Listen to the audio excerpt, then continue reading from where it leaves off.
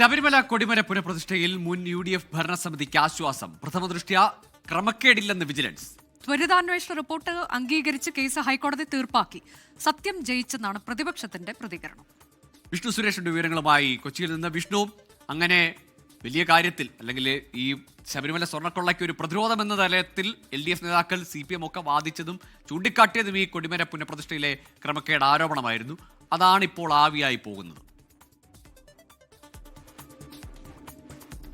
ഗോകുൽ, UDF-നെ സംബന്ധിച്ച് വലിയ ആശ്വാസം തന്നെയാണ്. 2017 ശബരിമല കൊടിമര പുനഃപ്രതിഷ്ഠ നടക്കുന്നത്. അന്ന് 412 ഗ്രാം സ്വർണമാണ് ഇതിനു വേണ്ടിയിട്ട് ഉപയോഗിച്ചത്. പക്ഷേ ആ സ്വർണം കൈപ്പറ്റിയതിലും അതിന്റെ രസീത് കൈമാറിയതിലും ഒക്കെ ചില ക്രമക്കേടുകൾ, അവ്യക്തതയുണ്ട് എന്നുള്ള റിപ്പോർട്ടാണ് ഹൈക്കോടതി ദേവസ്വം ബെഞ്ചിന് മുമ്പാകെ വന്നത്. ആ പശ്ചാത്തലത്തിലാണ് വിജിലൻസിനോട് ഇതിലൊരു ത്വരിത പരിശോധന നടത്താൻ ദേവസ്വം ബെഞ്ച് ആവശ്യപ്പെട്ടത്. അതിന്റെ അടിസ്ഥാനത്തിൽ അവർ കൃത്യമായ പരിശോധന നടത്തി. 27 പേരാണ് സ്വർണം കൈമാറിയത്. അതിൽ 23 പേരുടെ, മോഹൻലാൽ അടക്കമുള്ള 23 പേരുടെ മൊഴി രേഖപ്പെടുത്തി. 4 പേരെ കണ്ടെത്താനായിരുന്നില്ല. ഈ 412 ഗ്രാം സ്വർണവും വാജി വാഹനത്തിനും അതോടൊപ്പം തന്നെ അഷ്ടദിക് പാലകരുടെ സ്വർണം പൂശുന്നതിന് വേണ്ടിയിട്ട് കൃത്യമായി ഉപയോഗിച്ചിട്ടുണ്ട്, അതിന് കൃത്യമായ കണക്കുണ്ട് എന്ന നിഗമനത്തിലേക്കാണ് വിജിലൻസ് എത്തിയത്. അതിന്റെ റിപ്പോർട്ട് ഇന്ന് ഹൈക്കോടതിയിൽ സമർപ്പിക്കുകയും ചെയ്തു. ആ റിപ്പോർട്ടിന്റെ അടിസ്ഥാനത്തിൽ പ്രഥമദൃഷ്ട്യാൽ മറ്റ് തെളിവുകളില്ല കേസെടുക്കാൻ എന്നുള്ളതാണ് ഹൈക്കോടതിക്കും ബോധ്യപ്പെട്ടത്. ആ പശ്ചാത്തലത്തിലാണ് കേസ് തീർപ്പാക്കിയത്. നേരത്തെ സ്വർണ്ണക്കൊള്ള ഉയർന്നു വന്ന ഘട്ടത്തിലാണ് ഈ കൊടിമര പുനഃപ്രതിഷ്ഠയുമായി ബന്ധപ്പെട്ട് UDF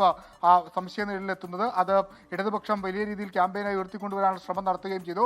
പക്ഷേ നിലവിൽ അത് UDF-നെ സംബന്ധിച്ച് അവർക്ക് ഒരു തെരഞ്ഞെടുപ്പ് ആയുധമാക്കാൻ പറ്റുന്ന രീതിയിലേക്ക് കാര്യങ്ങൾ എത്തിയിരിക്കുന്നു. അതിന്റെ ഇടക്കാല റിപ്പോർട്ട് എന്താണ് സംഭവിച്ചതെന്നുള്ളതുമായി ബന്ധപ്പെട്ടുള്ള ഇടക്കാല റിപ്പോർട്ട് അല്പസമയത്തിനകം തന്നെ ഹൈക്കോടതിയിൽ നിന്ന് പുറത്തു വരും.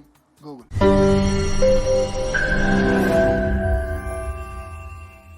ലോകത്തെവിടെയായാലും ഏത് സമയത്തും 24 വാർത്തകളും ഓഗ്മെന്റഡ് റിയാലിറ്റി പാക്കേജുകളും എക്സ്പ്ലെയിനറുകളും വിശദമായി കാണാൻ ഞങ്ങളുടെ YouTube ചാനൽ നിങ്ങൾക്ക് സബ്സ്ക്രൈബ് ചെയ്യാം.